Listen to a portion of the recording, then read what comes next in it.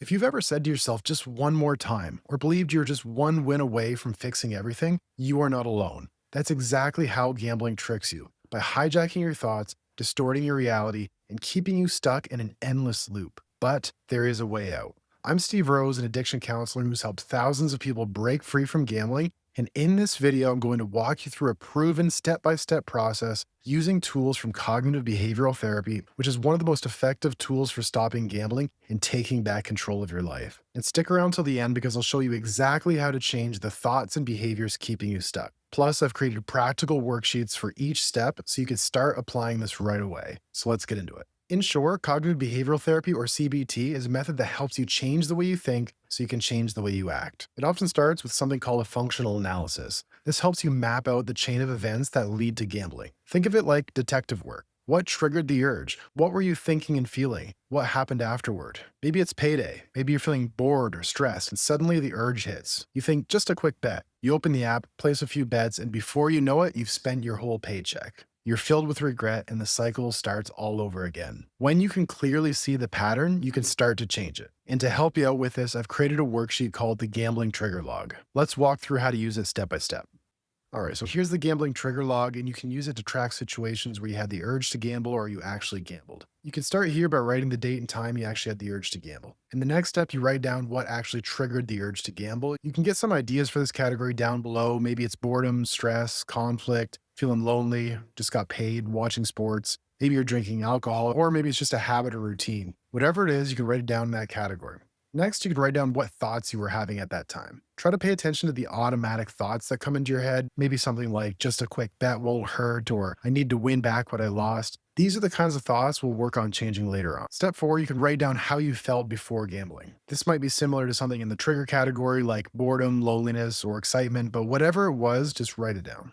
In the next column, we're going to look at the consequences. So write down what happened. Did you feel relief, regret, lose money? Did it impact your mood, your finances, or your relationships? Just write down how that went afterward. Once you've tracked a few of these, you might see some patterns start to emerge, and you'll start to see specific situations and thoughts that keep pulling you in. Then you can use the reflection questions down below and gain even further insight into what's driving the urges. In the next step, we'll go even deeper and break down the unhelpful thought patterns using CBT. So now that you've started tracking the urges and triggers, it's time to dig into what you were thinking in those moments. Because gambling thrives on distorted thought patterns. And in CBT, these are called cognitive distortions. They're basically automatic thoughts that feel true in the moment, but are actually based on false beliefs. And I've created a worksheet called the Gambling Thought Tracker to actually help you label these thoughts, understand how they're working against you so you can start to rewrite them. Let's take a look at the worksheet. So here's the Gambling Thought Tracker, and what you want to do is write down the thought that you had when you had the urge to gamble. You might even take it directly from the thought column of the previous worksheet.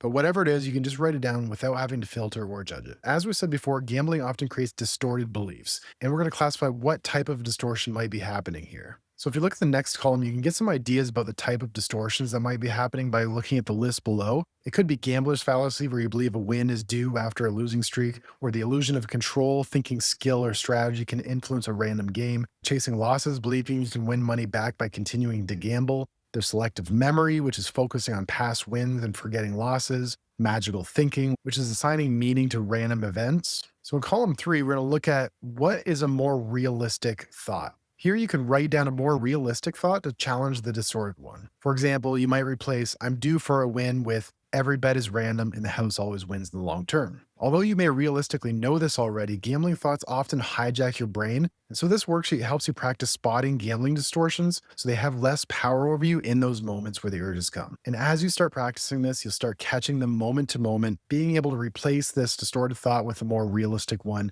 allowing the urge to fade. In the next step, we'll go even deeper into managing cravings proactively so you can stop them before they even start. CBT isn't just about changing how you think, it's also about changing your environment. And that's where the next step comes in. It's all about making gambling more difficult to access. When your environment is full of triggers like having betting apps on your phone, saved logins in your browser, or easy access to money, you're setting yourself up for a relapse no matter how strong your willpower is. And that's why we need to look at your environment. To make this step easier, I've created a worksheet called the Gambling Barrier Plan, and it helps walk you through your digital, financial, and physical triggers so you can create a plan to limit access to these triggers, reducing the risk of having an urge in the first place. Let's walk through the worksheet. So as you can see here, I've broken down the 3 major points of access. We have digital access, financial access, and physical access. So we're going to look at putting barriers in each of these categories. First, we'll look at digital barriers. This includes access to any kind of gambling apps, gambling websites, or gambling content more generally. Next, you can look at financial access. This includes any kind of easy access to money, such as credit or even digital currency. As you go through each of these lists, you can check off any of the items you've completed. And lastly, the final category would be physical barriers. This is particularly relevant if you do gamble in person,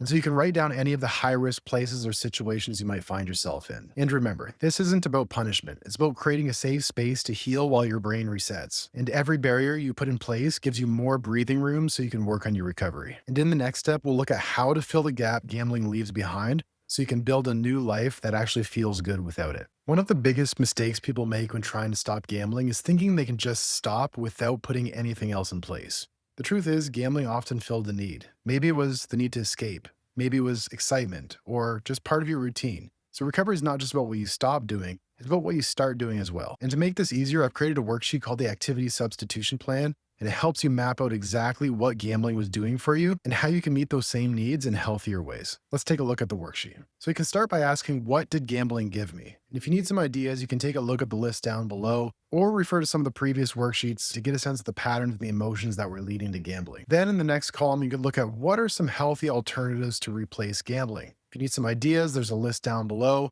Things like exercise, hobbies, or learning a new skill. Start small and experiment with new meaningful activities that will not only replace gambling, but will build a long-term sense of progress, purpose, and connection. So if you made it this far, it means you're serious about change. Maybe you've tried to stop before and it didn't stick. Not because you're weak, not because you're broken, but because willpower alone is not enough. That's exactly why I created the Recovery Roadmap.